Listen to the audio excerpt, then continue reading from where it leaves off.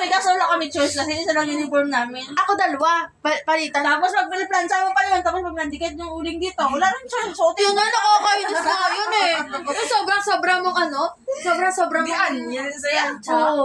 Oo, di anyan. Alam namin tayo uniform pala. Oo, mga ganun. Tapos humangin lang eh. Kaya ba, nandyan na yung mga uling.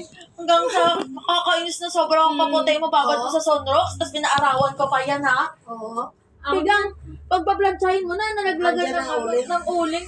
Wala na. Akong bayo ko, sobrang dilaw na yan. Oy, pinanguha ka pa dati ng bayo. Sinuksok mo lang yung uniform ko, Kag. Sinaya. Nag-away pa kita, Kag. Ako Ako sa naman. baba, magbraga. Nilalagyan na kasi ng anil at ako lang. Parang si Gian, ganyan din si Gian eh. Ano? Ay, Hotel, tigid ko yung sang uniform ng high school ako. Oo, wala ano pa siya naging din. Tapos yung kuko ko dati, sobrang ganda. Minsan nga, pag papanatang magganto-ganto na sa, sa field, doon sa school, sabi ng kalikod ko, ganda naman ng kamay mo, parang kami ng baboy. Kasi, ang linis ko talaga, yung kuko ko ganyan kahaba, tapos linis-linis ng pusir na, ginaganyan-ganyan ko pa yan. Ngayon, wala na. mag-asawa ka na eh. Hindi din, di parang natamad na ako. Dati kasi may iba talaga eh.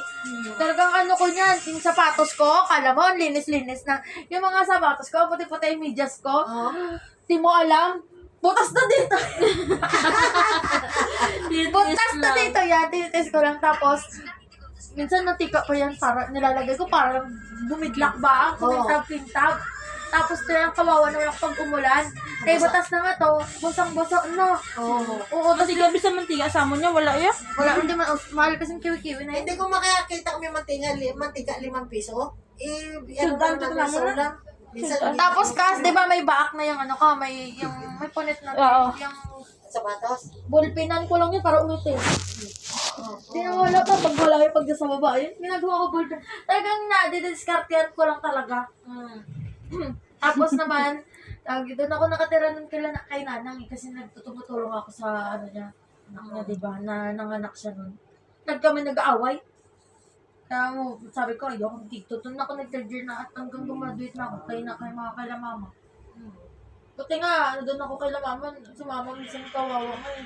Nangungutang lang lagi ng pamasahe, mahal kasi yung pamasahe ko. Tulog